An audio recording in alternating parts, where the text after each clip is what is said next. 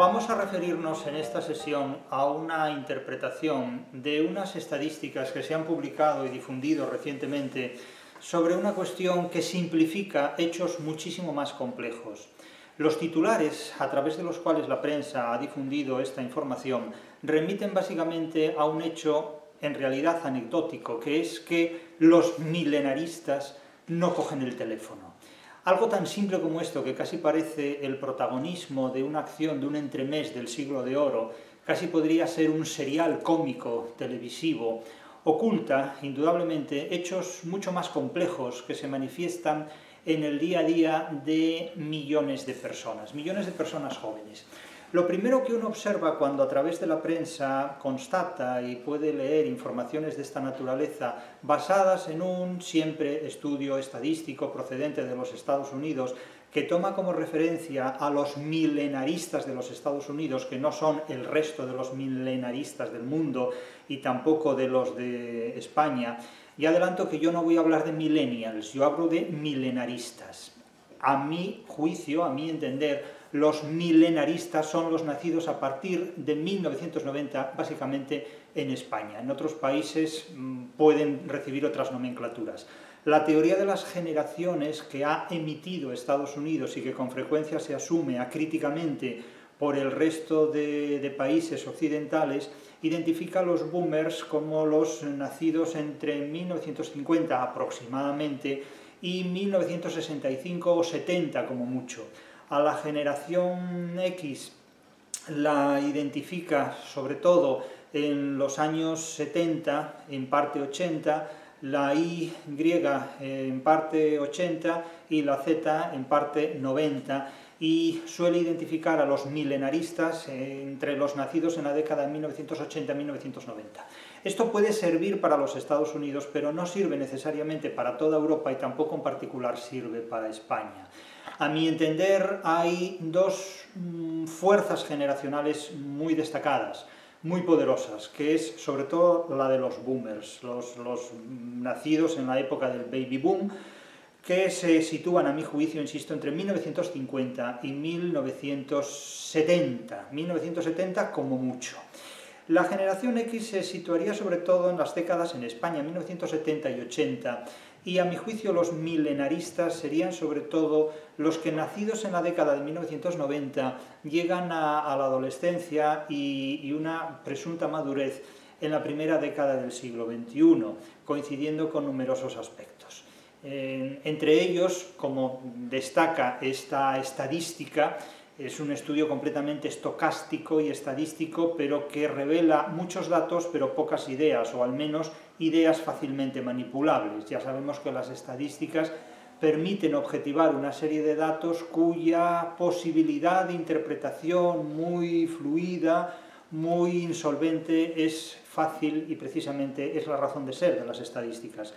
Hacer todo un estudio para llegar a la conclusión de que los milenaristas no cogen el teléfono y que como consecuencia de esto merecen el calificativo de la generación muda es algo completamente absurdo. Es algo completamente absurdo, porque también podría calificarse de la generación sorda o de la generación que ha desarrollado más el sentido de la vista que otros sentidos. Quiero decir, esto no tiene realmente una gran coherencia, pero es el resultado de reemplazar la sociología y la psicología por artículos de prensa, en los que se condensa de manera muy artificiosa y también inevitablemente o deliberadamente tendenciosa una serie de conocimientos que son absolutamente imprescindibles para conocer lo que el titular esconde, lo que realmente el titular eclipsa, más que esconder, eclipsa, es decir, priva de luz a una realidad que es necesario conocer.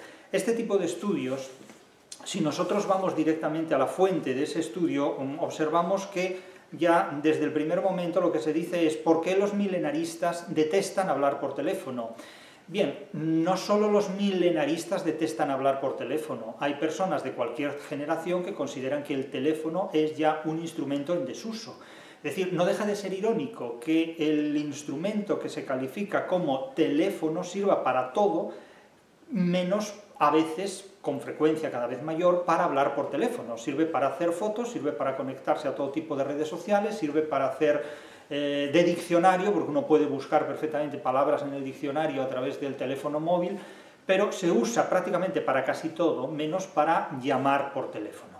El hecho de que la generación de los denominados o identificados como milenaristas utilice el teléfono para casi todo, menos para hablar por teléfono, no revela una característica específica de esa generación, sino una característica específica de esta etapa histórica a la que se ha incorporado no solo la generación de los milenaristas, sino toda la generación anterior, también los boomers. ¿Cuántos boomers, por utilizar este término, renuncian a coger el teléfono cuando los llama alguien que no quieren oír, o que no quieren, o con quien no quieren hablar? Quiero decir, esto no es exclusivo de los milenaristas.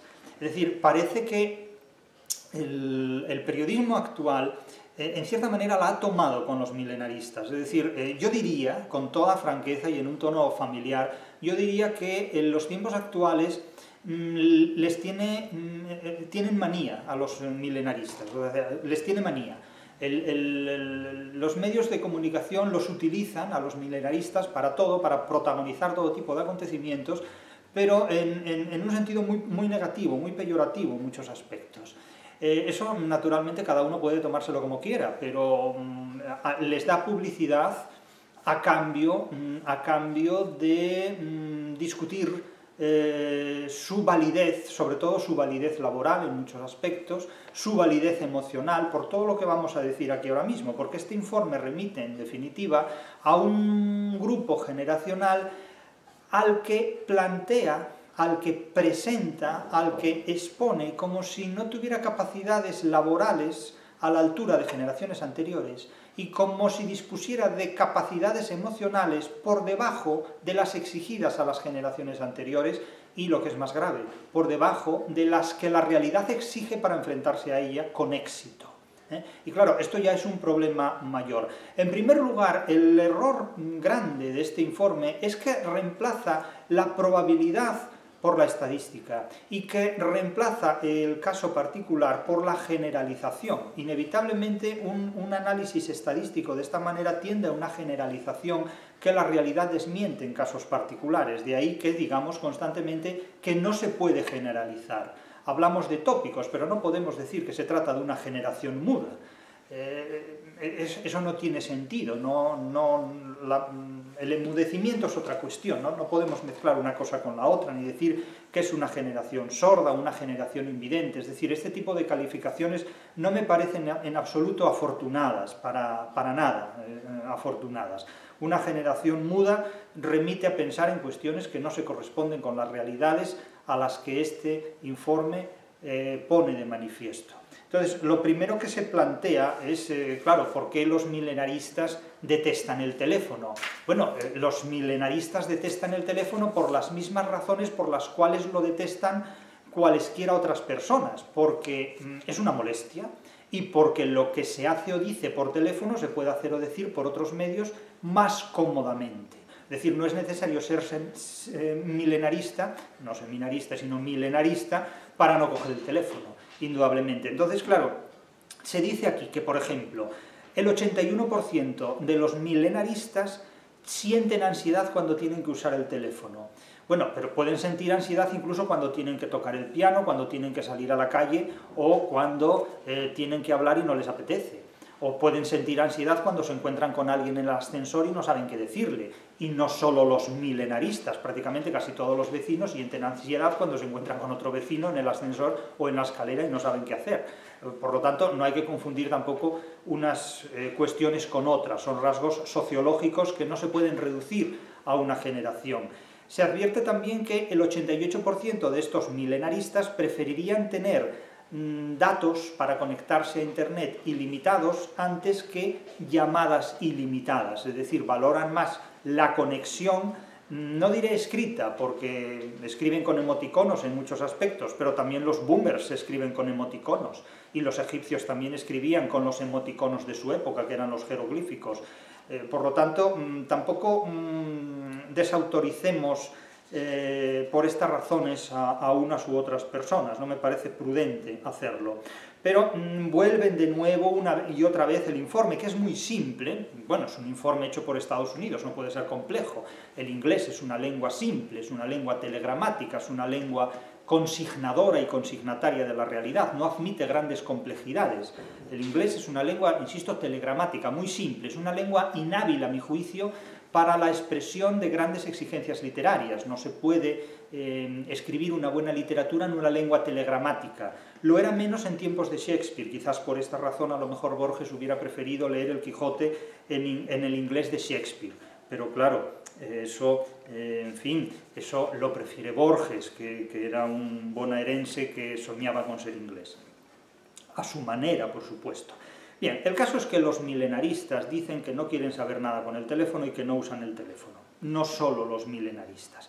Se dan una serie de estadísticas, insisto, todas ellas muy objetivadas estadísticamente, estocásticamente, pero ¿cuáles son las razones que se desprenden en virtud de las cuales los milenaristas no quieren usar el teléfono? Pues vean ustedes que hay algo que tienen en común los boomers y los milenaristas. Y cualquier ser humano, y es que normalmente la gente para dormir adopta una posición horizontal. Claro, podríamos decir, bueno, los milenaristas duermen en posición horizontal, y entonces todos nos quedamos sorprendidos de que así sea. Bien, era como aquel cuentan paciente de Freud que se sorprendía de que todos los gatos tuvieran en la cabeza dos orificios donde no había piel, y en esos orificios todos los gatos tenían dos ojos, curiosamente. Entonces se sorprendía de esto, ¿no? Digo, bueno, pues yo creo que esto puede ser una buena noticia para publicar en la prensa. Cuando la prensa publica en el tercer tercio prácticamente de la página web de cualquier periódico digital, empiezan a aparecer noticias sobre trucos, ¿no? Descubre el truco que te explicará por qué tu perro mueve su rabo. Claro, aquí hay que tener mucho cuidado con la deixis, no vayamos a confundir el determinante posesivo. No es lo mismo descubre por qué tu perro mueve su rabo que no descubre por qué su perro mueve tu rabo. No es lo mismo, evidentemente, ¿no? Entonces hay que tener mucho cuidado con la metátesis de estos deícticos y con estos determinantes posesivos. Pero claro, cuando la prensa descubre cosas de esta naturaleza, pues resulta muy útil para publicarlas en la tercera parte de la página digital hacia abajo, que es cuando empiezan a proliferar este tipo de noticias, ¿no? Descubre los trucos que te permitirán conocer pues, cuál es la mejor posición de Sagitario respecto a Acuario cuando Piscis pasa al lado de Géminis, ¿no? Y eso se llama periodismo. Bien. Volvemos a lo de antes. Las llamadas pueden consumir mucho tiempo y entonces los milenaristas, como disponen de muy poco tiempo, prescinden de las llamadas. Ni que fueran los mayores ejecutivos de la historia, pero bueno, en fin, eso se llama incapacidad para gestionar el tiempo y las llamadas, o simplemente una gran habilidad para prescindir de las llamadas que se puedan recibir. Segunda característica que destacan, las llamadas son molestas. Ellos los llaman disruptivas. Los que hacen la encuesta, la estadística, la llaman disruptivas. Las llamadas son molestas. Obviamente que las llamadas son molestas. Las llamadas son molestas porque interrumpen en directo una acción en proceso, ¿no? Es decir, no somos eremitas que estamos en la caverna esperando la llamada de alguien, no. Las llamadas se produzcan cuando se produzcan, resultan siempre molestas, porque puedes estar haciendo algo más importante que es coger el teléfono. Pero esto, insisto, que no es exclusivo de los milenaristas. Las llamadas pueden parecer presuntuosas, o pueden parecer egoístas por parte del que llama, o vanidosas porque es alguien que vierte su vivencia, sus exigencias, su narcisismo incluso dentro del propio. Claro, entre el narcisismo propio, el ajeno molesta. Otra característica que advierten los milenaristas, pero digo que nada de esto es exclusivo de los milenaristas, yo no sé por qué se les responsabiliza a ellos de llevar una iniciativa cuya inercia ya procede de generaciones anteriores. Y claro, se dice, las llamadas son ineficientes, dice la cuarta de las características. Evidentemente que son ineficientes, pero no son porque los milenaristas las perciban como ineficientes, sino porque hay otras formas alternativas de comunicación que resultan mucho más eficaces. Por lo tanto, claro, que son molestas, claro que son molestas, consumen mucho tiempo, son disruptivas, todo esto. Son estresantes, para unos más que para otros. Aquí ya interviene, digamos, la capacidad que cualquiera tenga para controlar sus emociones. Sí es cierto que los milenaristas suelen tener una capacidad muy limitada para controlar sus emociones. Es decir, no son capaces de gestionar emocionalmente su personalidad. Son mucho más vulnerables a cualquier asedio emocional que otras generaciones. Pero también es cierto que otras generaciones que en el pasado fueron mucho más fuertes emocionalmente, en los tiempos actuales se han debilitado tremendamente. Los boomers también, incluidos. Por supuesto, otras modalidades generacionales, como la X o la Y, que como con frecuencia se apela a ellas, también lo son. Es decir, la resistencia al estrés ha disminuido en el ser humano en las últimas décadas de manera exponencial, y ha disminuido precisamente porque el ser humano ha cuidado muy poco su manera de relacionarse emocionalmente con el entorno. Y añaden una característica, como si esta característica fuera específica o exclusiva de los milenaristas. Se dice, a la gente no le gustan los conflictos. Bueno, ¿y a quién le gustan los conflictos? Pues evidentemente al que recibe algún beneficio por ellos o al que es inconsciente a la hora de generarlos, porque ningún conflicto resulta útil. A la gente no le gustarán los conflictos, pero se pasa la vida en redes sociales discutiendo de conflictos que no le afectan directamente para nada. Por lo tanto, esto es muy incoherente en relación con los milenaristas. Porque bien, cuando a alguien no le gustan los conflictos, no los alimenta en redes sociales, y sin embargo, prácticamente el 100% de los milenaristas se pasan la vida generando conflictos en redes sociales, de los cuales no son conscientes. Y no solo los milenaristas, es decir, cualquier movimiento generacional anterior también se ha incorporado con una fuerza enorme a este tipo de conflictos. Advierten que las llamadas de teléfono rara vez son privadas y que todo el mundo tiene acceso a ellas. Bien, si ustedes suben a un tren, si ustedes suben a un autobús, verán que durante todo el trayecto, da igual que vayan en un vagón silencioso, en un vagón de silencio o lo que sea, oirán constantemente llamadas de teléfono que no paran de sonar, que no paran de hacerse y que se hacen a gritos. Y no solo por los milenaristas, porque en este punto es cierto que los milenaristas son los que menos usan el teléfono en los medios de transporte público, pero cualquier viaje en tren por cualquier punto de la geografía mundial supone sufrir a grito pelado las llamadas telefónicas que hacen todos los que viajan con nosotros en ese vagón, por muy silencioso que sea. Entonces, dicen, los milenaristas no usan el teléfono porque las llamadas no son privadas.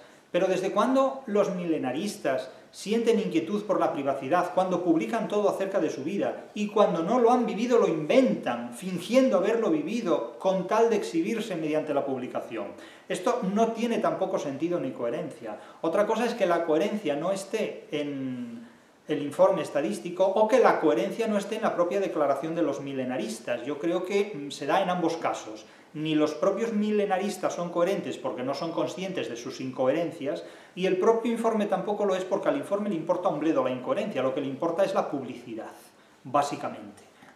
Porque si no le importara la publicidad no se publicaría, se utilizaría efectos internos. Y de hecho lo más probable es que toda la información contenida en este informe no se haga pública, sino que solamente se haga pública aquella que resulta interesante o atractiva hacer pública, y se guarde y se reserve aquella otra que resulta útil para gestionar las relaciones comerciales, que son la razón de ser de este tipo de informaciones, ni más ni menos.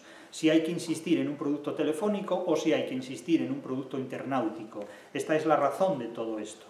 Entonces se edulcora o se ilustra esto y se habla de las mentiras piadosas populares para no coger una llamada de teléfono por parte de los milenaristas. Pues las que tenemos todos, es que no lo oí, no me sonó el móvil, estaba fuera de cobertura, etcétera, etcétera. Esto lo hemos hecho todos y lo hacemos todos diariamente, porque decimos, aquí viene esta persona, este pesado o esta pesada que me viene a molestar, etcétera, etcétera.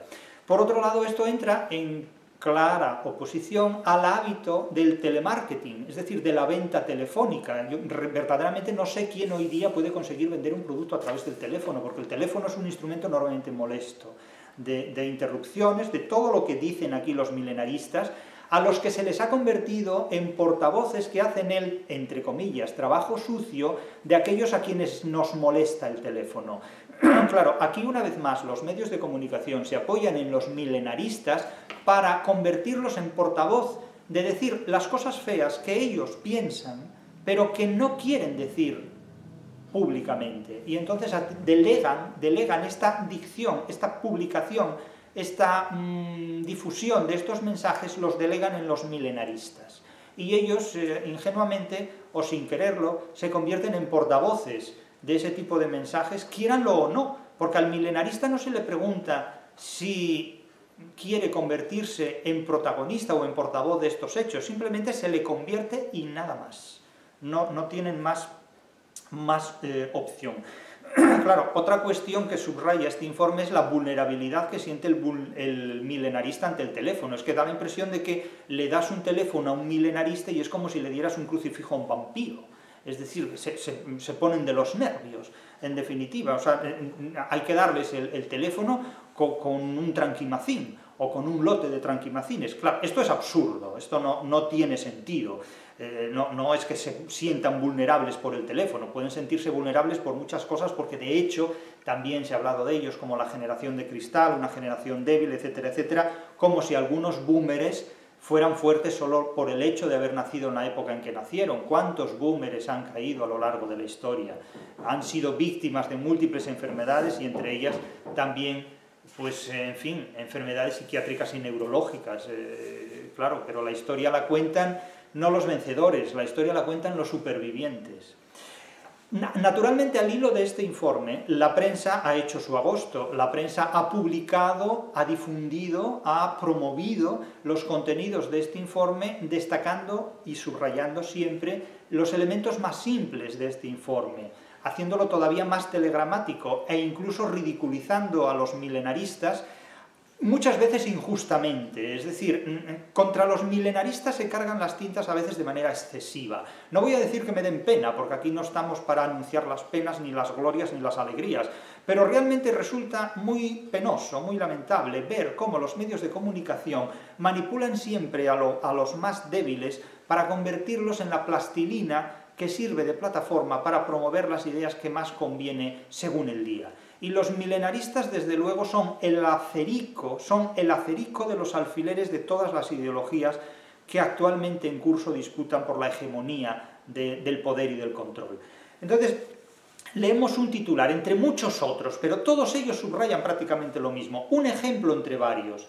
Generación muda. Los jóvenes no quieren hablar por teléfono ni enfrentarse al mostrador. Claro, estas son dos deficiencias muy importantes. Da la impresión de que son inhábiles para la comunicación telefónica y que son inhábiles para el trabajo.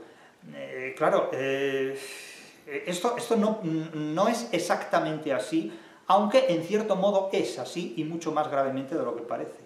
Los milenaristas y la generación Z consideran intrusivo que les llamen y evitan hacer pedidos, hacer compras en la carnicería o en la pescadería. Bueno, aquí hay mezclada velocidad y tocino. Vamos a ver, la generación Z y cualquier gerifalte de cualquier empresa. ¿O es que cualquier gerifalte de cualquier empresa tiene abierta su línea telefónica para que cualquiera lo llame en cualquier momento? Vamos a ver, da la impresión de que nunca hemos oído esa frase de por favor que no me pasen llamadas hasta las 3 de la tarde. Por favor no me pasen más llamadas hasta mañana por la mañana. Y esos no eran precisamente milenaristas, estos simplemente eran gente poderosa, ¿no? Que tenía el poder para decir yo no trato telefónicamente con nadie. Luego, por otro lado, hay gente que se cree siempre con el derecho a poder tratarte de tú, convertirte en tu colega o establecer relaciones de complicidad y suponer que mantienen una relación contigo de colegueo simplemente porque se la han imaginado, nada más que eso, o porque les ilusiona suponer que existe, o porque ante la posibilidad internautica de establecer relaciones a través del correo electrónico o de otro tipo de redes, pues uno está obligado a responder a esos mensajes. Entonces se sorprende cuando dice, usted no me ha respondido al mensaje, ¿no? Ni respondo ni responderé en absoluto, de la misma manera que cualquier persona tiene su derecho a no coger el teléfono. Es decir, yo no estoy obligado a responder a todas aquellas personas que se puedan dirigir a mí con cualquier motivo, razón o pretexto, ¿no? Y si se inventan argumentos en virtud de los cuales aducen que no se respondió por esta u otra razón, suya es la responsabilidad. Ya hemos dicho muchas veces que no somos responsables de lo que hacemos en los sueños de los demás. Evidentemente, cada uno que imagine lo que quiere, que cuenta lo que le da la gana, pero la realidad es muy otra. Entonces, claro, aquí cuando mezclamos la falta de interés por comunicarse con el prójimo y la incapacidad para comprar un salmón en una pescadería, son dos cuestiones diferentes pero que remiten al mismo problema. Es decir, el hecho de ser incompatible con la realidad, volvemos a lo de siempre, pero es que la realidad tiene una serie de exigencias que las generaciones actuales no alcanzan a ejecutar, no alcanzan a realizar, y esto es enormemente grave porque pone en riesgo la supervivencia eficaz, efectiva y competente del ser humano. Claro, cito lo que dice algún periodista, dice: reciben el apelativo de generación muda, porque no quieren llamar por teléfono ni que les llamen. Bueno, reciben el apelativo, no, les da la prensa este apelativo, no es que lo reciban, es que no les queda otro remedio que aguantar este San Benito. Para los milenaristas y la generación Z no es necesario coincidir en el tiempo a la hora de mantener una conversación, porque les resulta más cómodo escribir textos. Además, recibir una llamada les resulta intrusivo porque consume mucho tiempo. Más tiempo puede consumir estar haciéndose fotos y enviándolas por internet con una finalidad narcisista que no desemboca en nada más que conflictos y problemas. Se deduce del estudio, además se titula así el estudio, Generación Muda, estadísticas del uso telefónico que hacen los milenaristas. Se ha realizado este estudio con 1.200 milenaristas de Estados Unidos, que nacieron entre 1981 y 1996. Claro, en España los nacidos entre 1981 y 1996 no son milenaristas, son más bien generación X, y en todo caso generación Y si queremos añadirle una letra más. Pero ya en los 90 sí, claramente son milenaristas. Y el 75% pues evitan usar el teléfono, y el 81% sienten una fuerte ansiedad. Pero sienten ansiedad por el teléfono y por cualquier otra cosa que los despierte de su letargo, en definitiva. Y luego automáticamente mezclan siempre con la otra orilla: ¿por qué los jóvenes han perdido interés por ascender en el trabajo? Esta es una pregunta que está, sospecho que deliberadamente mal planteada, mal formulada. No es que hayan perdido interés en ascender en el trabajo, es que no pueden ascender en el trabajo porque ni siquiera tienen trabajo al que optar. Claro, es como preguntarse: el pueblo tiene hambre porque no tiene pan, y la otra, ¿no?, la reina decía, pues que coman galletas. Sí, no, por supuesto, no pueden beber agua, pero que beban champán, ¿no? Dice, han perdido interés en ascender en el trabajo, pero es que si no tienen trabajo apenas al que optar. Entonces, esta manera de hacer preguntas contiene una implicatura que se oculta, y la implicatura que se oculta es: como no tienen posibilidades de optar a trabajos solventes, vamos a hacerles creer que, porque están sobrados, renuncian a lo que se les ofrece como un ascenso.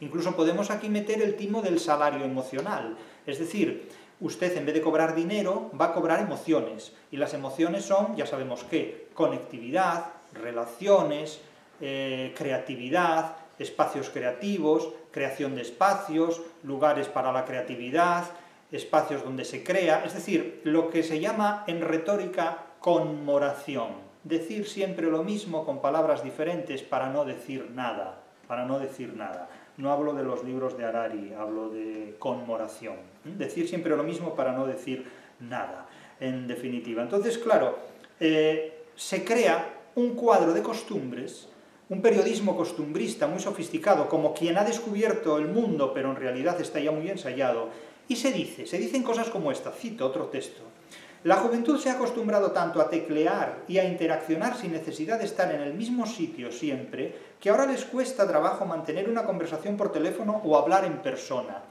Bueno, esto no es así, porque da la impresión de que han tecleado tanto que saben escribir el Quijote en verso, ¿no? Alguno intentó escribirlo en latín, pero creo que no era milenarista, creo. Los mensajes de texto o de audio permiten borrar y repetir, pero en una conversación telefónica editar no es una opción posible. La generación que nació y adoptó desde la cuna el móvil inteligente es la que menos interactúa en vivo. Mire, esta expresión contiene una hipálaje. Una hipálaje consiste en utilizar un término en una categoría gramatical cuyo significado repercute sobre otro término de otra categoría gramatical. Hablar aquí de teléfono inteligente hace pensar en que los inteligentes pueden ser los que utilizan el teléfono. Y no. no es una hipálaje que deba tomarse en ese sentido. Porque lo inteligente aquí ni es el teléfono ni es el usuario, son los que han diseñado el teléfono, esos son los inteligentes. Pero no es que no sepan hablar en público, sino que todo es cuestión de hábitos. ¿Cómo que no saben hablar en público? Ni saben hablar en público ni saben hablar en privado. Si sabes hablar en público, sabes hablar en privado, y viceversa. Y si no sabes hablar, no lo sabes hacer ni en público ni en privado. Y si sabes escribir en público y en privado, oralmente y escriturariamente, por supuesto. Y si no, es que no sabes de ninguna de las dos maneras. Pero aquí viene un experto, y el experto dice que todo esto lo que denota es un cambio en la manera de comunicarse. Y uno dice, otro que descubrió el Mediterráneo 3000 años después. O sea que todo esto es un cambio en la manera de comunicarse. ¡Qué bueno! ¿No lo sabíamos? Claro, eso es como decir que el lenguaje cambia todos los días. Pues, bueno, nos alegramos por aquel que haya descubierto fenómeno tan singular. Porque, vamos, de esto a que el personaje que hablaba en prosa sin saberlo, pues no hay más que 1 milímetro, ¿no? Pero bueno, son simpáticos estos expertos, son muy simpáticos. Y entonces dicen, hay chavales que pasan la adolescencia sin más conflictos que en otra etapa, y chavalas, y viejos que pasan la senectud, y maduros que pasan la madurez. Esto ya a partir de aquí, cuando en una información periodística pasamos del tercer párrafo, ya volvemos a la conmoración, a decir siempre lo mismo, ¿no? Y entonces dicen, es habitual ver que los jóvenes no utilizan el auricular cuando están en llamada y prefieren hablar a través del altavoz. Y los mayores no, a boca pelada y a grito descubierto, en vagones de tren donde se exige incluso el silencio, ¿no? De hecho, usted viaja en tren y lo único que oye es gente a lo loco hablar por teléfono y perros excitadísimos que no paran de ladrar. Entonces, claro, eso es hoy día el transporte de personas, no de mercancías, sino de personas. Y eso es la primera, segunda y tercera clase, me da igual todas las clases que haya. Todas son las mismas, en definitiva. Desde mi punto de vista, dice otro experto, se trata simplemente de nuevas maneras de comunicarse y de relacionarse. ¿Son mejores o peores que las anteriores? Pues dependerá de cada persona. Esto podría decirlo Foucault. Claro, es decir, nada es verdad, nada es mentira, todo es el color del cristal con que se mira. Esto ya lo dijo Campoamor, no hay ningún problema. O sea que los expertos son nivel Campoamor. Algunos preferirán escuchar la voz cuando se comunican con otra persona, pero es aceptable que los jóvenes puedan preferir una videollamada a una comunicación grupal. ¿Y por qué no va a ser aceptable? ¿No? Si es aceptable todo, vamos, es aceptable hasta hacer barbaridades. Entonces prefieren el WhatsApp. Y aquí ya descendemos a casos concretos que pueden ser imaginarios o fingidos, y entonces se dice, la persona tal, se da su nombre, que supongo que será ficticio, yo ni lo voy a repetir el nombre, fulanita de tal, tiene 34 años y siempre que puede evita llamar. El WhatsApp es mi mejor aliado, dice, porque es cómodo y la otra persona puede contestar cuando mejor le venga en gana. Cuando mejor le venga en gana a veces es nunca, que es con frecuencia lo mejor, ¿no? Si es algo urgente, pues llama. La verdad es que nunca me ha gustado hablar por teléfono, aunque por trabajo tengo que hacerlo. Bueno, yo diré más. La verdad es que nunca me ha gustado trabajar, pero por supervivencia económica tengo que hacerlo. Claro, es que depende de dónde pongamos el centro de referencia. Trabajo es lo que se hace por dinero. Pues no hablemos ya de alguien que tenga ansiedad telefónica y trabaje de telefonista. No, claro, esto es el colmo de los colmos. No sé si es timidez o falta de costumbre, pero claro, falta de costumbre a los 34 años de una sociedad en la que se ha nacido telefónicamente, pues ya me contarán, ¿no?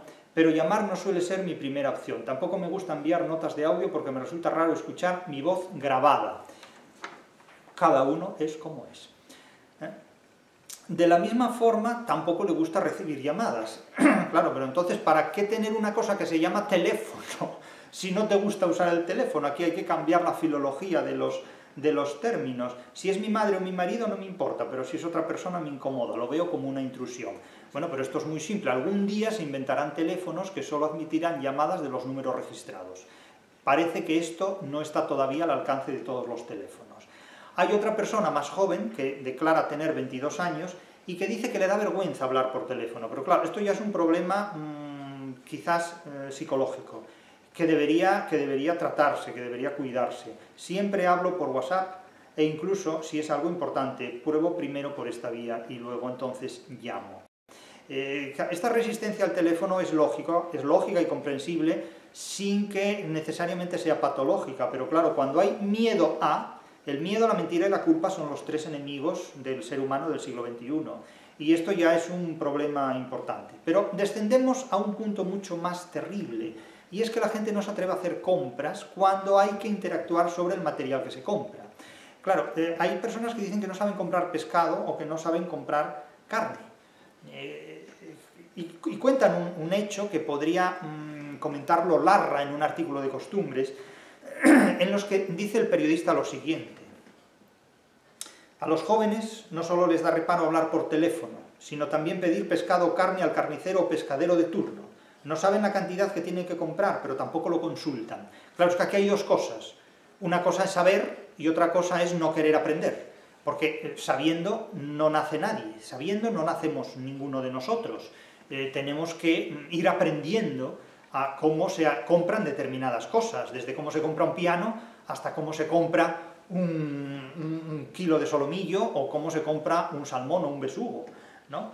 No saben la cantidad que tienen que comprar, pero tampoco lo consultan. Mi hermana, que tiene 16 años, comenta una persona, es un gran reflejo de esto. Ella no quiere ir a comprar carne ni pescado, ni siquiera compra frutas y se la tiene que pesar en la frutería, porque no sabe. Y claro, irá para decirle a los demás, ¿y qué hacéis que no le enseñáis? Porque, claro, eso es como poner un examen a la gente de literatura sin haberles explicado antes lo que la literatura es. Claro, esto es un problema. Y luego, bueno, pues ya descendemos a cuestiones relativas a redes sociales. Mi mayor miedo como semiadulta, lo de semiadulto es una cosa muy curiosa, porque o se es adulto o no se es adulto, pero ser semiadulto. Mi mayor miedo como semiadulto, además es muy peligroso jugar con este tipo de prefijos, ¿eh? El semiadulto, el semilisto, el semitonto, mucho cuidado con estas bromas, ¿eh? Mi mayor miedo como semiadulta es no saber comprar en una carnicería.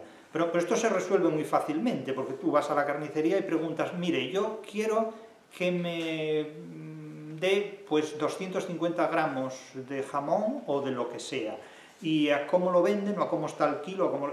Hay una cosa que se llama hablar y dialogar. No vivimos en la generación de los diálogos, no vivimos en la época del diálogo, pero no vivimos en una generación que no tiene pudor ni vergüenza para exponer íntimamente lo que ha vivido, o incluso para inventarlo, aunque no lo haya vivido, simplemente por narcisismo.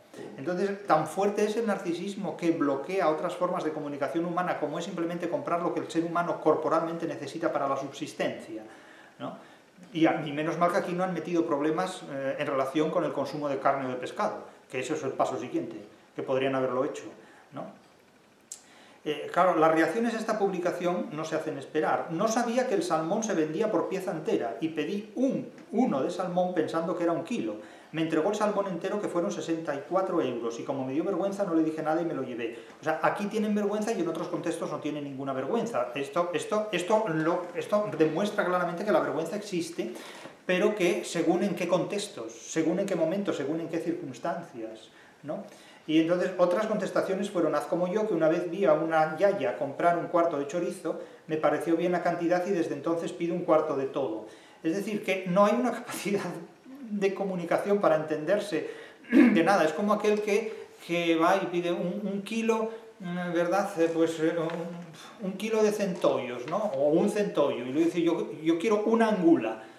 Claro, porque no distingue entre el kilo de angulas y las unidades de angula. Claro, no es lo mismo 1 kilo de angula que una angula, evidentemente. El temor de las nuevas generaciones a enfrentarse a la persona que está al otro lado del mostrador es tal que los negocios locales afirman sorprenderse cuando entra por la puerta una persona joven. Bien, miren, yo ya no sigo con esto, pero voy a decirles algo muy simple y muy sencillo. Yo llevo 30 años ejerciendo la docencia universitaria, 30 años. Empecé a ejercer la docencia universitaria con 26 años, en una universidad distinta de aquella en la que yo estudié. Yo no soy hijo de la endogamia.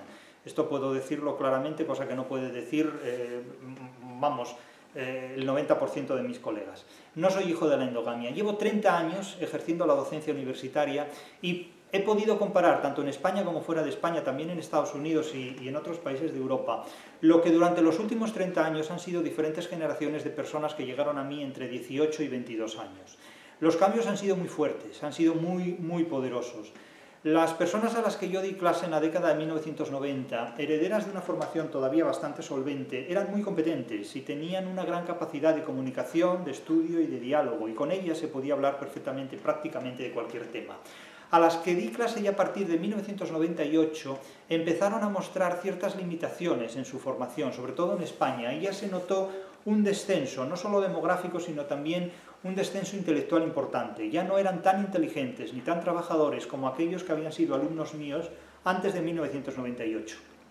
Hasta el año prácticamente 2013 yo observé una lenta caída en capacidad de trabajo y en capacidad de estudio. A partir del año 2013 lo que constaté fue simplemente un hundimiento. Es decir, cuando tras una estancia en Estados Unidos durante un año sabático allí, regresé a dar clase de nuevo a la Universidad de Vigo, me encontré ya con un grupo generacional que no tenía nada que ver en absoluto con cualquier tipo de alumnado que yo hubiera tenido con anterioridad. Ahí ya me encontré en la promoción de 2013-14 con grupos de personas con los que ya no se podía mantener una conversación en condiciones normales. Había que mantener una conversación ayudándoles a hablar, ayudándoles a comprender lo que ellos mismos querían decir. Ahí ya se observaba no solo alexitimia, sino también grandes problemas para que ellos procesaran lo que oían en conversaciones naturales, en conversaciones ordinarias, cuanto más en conversaciones particularmente complejas. Esa situación no se ha superado hasta hoy, sino que básicamente se ha incrementado, hasta tal punto de que resulta, no diré peligroso, comunicarse con personas más jóvenes, pero requieren un estatuto comunicativo muy especial, muy específico, porque hay que prestar atención no solo a lo que se les dice, sino que hay que asegurarse de que, en cierta manera, comprenden con la mayor nitidez posible lo que se les comunica, porque tienen grandes limitaciones y grandes problemas para entender con precisión pensamientos ya no complejos, que son en muchos aspectos inasequibles, sino simplemente pensamientos que exigen cierta atención que no son capaces de proporcionar. Claro, esto determina enormemente el trabajo que se ejecuta tanto en el aula como fuera del aula. Ya he dicho muchas veces que los alumnos, los estudiantes forman parte de mi trabajo, pero no forman parte de mi vida. Es decir, yo no recomiendo a nadie nunca tener ningún tipo de relación social con el alumnado, ni fuera del aula, ni fuera del calendario laboral, para nada, en realidad. Pero estamos indudablemente ante un tipo de sociedad que presenta grandes problemas de comunicación. En la época de la comunicación, en la época de las redes sociales, la gente manifiesta grandes problemas de comunicación, al margen del teléfono. Dejemos el teléfono completamente, que el teléfono no tiene nada que ver. El teléfono puede ser un instrumento delator de deficiencias, pero hay muchísimos otros. Hay muchísimos otros. También la carnicería puede ser un instrumento delator de deficiencias. También la pescadería puede serlo. Pero también lo son los congresos académicos. Si ustedes acuden a cualquier congreso académico, ven cómo se expresa alguien que ha nacido en la década de 1960, verán que la temática a la que se enfrentan ya no es una temática especialmente compleja. ¿Cuántas personas nacidas en la década de 1990, en la década de 1990, se enfrentan a elaborar una comunicación sobre Cervantes y sobre la literatura cervantina? Prácticamente les resulta imposible, a la mayor parte de ellos les resulta imposible, optan por otros temas. Sin embargo, si cogemos a alguien nacido en los años 60, las posibilidades que tiene de enfrentarse a Cervantes o a Quevedo son mucho mayores. Hagan un test, lean ustedes, traten de leer ustedes un soneto de Quevedo, y a ver si son capaces de leerlo sin tropezar, a ver si son capaces de leerlo correctamente sin equívocos. Porque eso demostrará muchas cosas. No hace falta simplemente mostrar reticencias o limitaciones a la hora de usar el teléfono. Basta enfrentarse a la literatura. Ya lo he dicho muchas veces. El conocimiento de la literatura es muy revelador de la inteligencia humana. Es el mayor test, es el mayor desafío de la inteligencia humana. La literatura no enseña nada, te exige muchos conocimientos. No te enseña, te examina. El mejor remedio para muchos males de los que hoy día tenemos no son las redes sociales, es la literatura. Háganme caso y al menos aprenderán algo.